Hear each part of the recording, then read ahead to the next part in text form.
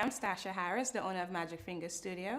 Today I'm going to show you how to do a halo braid. A halo braid is very versatile. You can wear it to a prom, a wedding, or just for an everyday look. So for the halo braid, you'll need 1 pack of expression here, and depending on the size and length of the client's hair, you'll need to cut off about 4 to 6 inches. If it's a child, you might need to cut off a little more. For Callie, I'm going to cut off about 6 inches.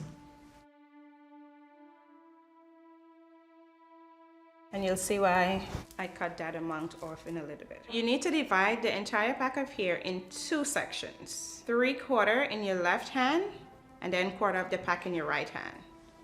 And you separate it. So you want to cross it here, you want to make like a T. I'm pretty sure you remember how we used to braid back in the days where we start the braid and there's this big lump. That's how we start our halo braid, okay? So for the halo braid, I usually start with the baby hair. I lay the baby hair first and then we go from there. So you want to apply your product on the client's hairline.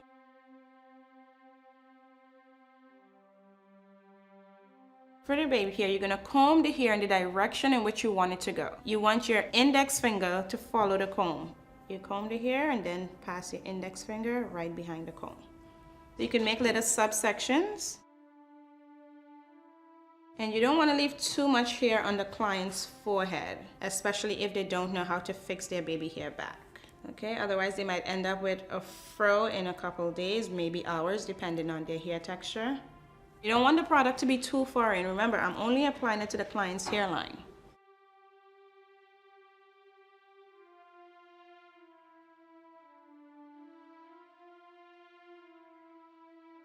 I usually create a subsection to the crown of the client's head, and then you would want to comb the hair in the direction you want it to go in. So you're kind of creating like a bowl shape. Her hair is natural. All I did, I passed a blow dryer with a comb on the end through a couple times. If you don't, it won't give you that smooth finish. Also, explain to your client that if they get their hair wet, it's definitely going to curl in the braid. For the middle section, I do not apply product. Only apply product to the hairline. If the client has shorter hair, you would want to create like a design in the middle. You can just pat off the middle section, do a couple braids, and then you do your halo so it could last them longer. For the braid, I usually start 2 inches behind the ear. Like I said, you're using the full pack of expression here. And all you do is cut off about 4 to 6 inches depending on the length of the client's hair and the size of their head. You want to grab a good amount of her hair to lock it into the extensions. And you start your braid.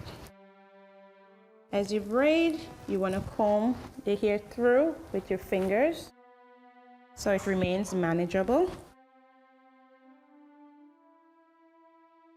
You can also apply product to the client's natural hair so it could blend better with the extensions.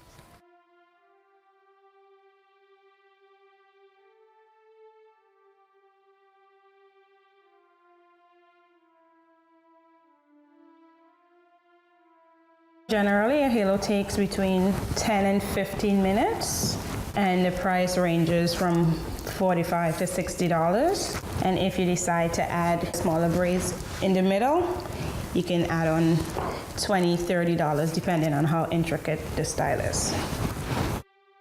Like I said, you want to stay as close to the hairline as possible. And you see, I did all that combing forward, and for the most part, the baby hair is still intact. So you don't have to look for the exact brand of hair that I use. I more so go by the length of the hair, so any expression here will work. If you don't know the difference, usually a pack of expression is $5. That will give you the length. The other hair, you usually pay like $2 for it. That is too short and it will not work. You'll have to end up feeding in the braids.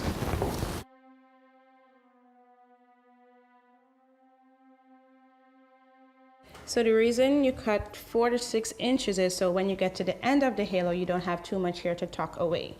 There are different ways you can tuck the hair. You can try putting it on the bottom and then concealing it under the braid. You can also go from the top and try and tuck it up here. If you cut the right amount, you just fold what's left and you connect it. Okay, but before you connect, you want to secure the piece that you folded. And you'll do so by using a needle and thread. This is called an invisible stitch. You want to insert the needle wherever the thread is coming out from, so you won't see the thread.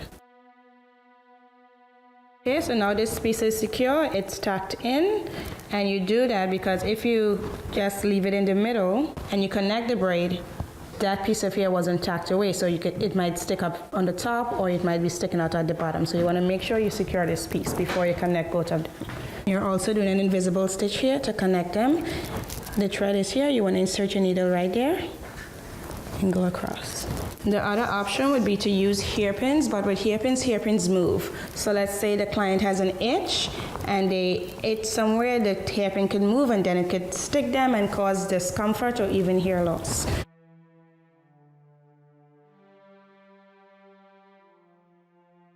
End this stitch at the bottom. You want to make 2 knots.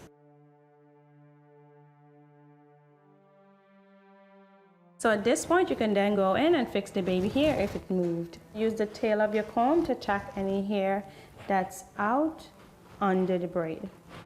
So as you see, there's some frizziness going on here. So what you can do is you apply some product in the palm of your hand, rub your hands together, and just pass it lightly on her hair. And then you take the tail of your comb and tuck it under, just smooth it out. And there you have it, lovely halo braid.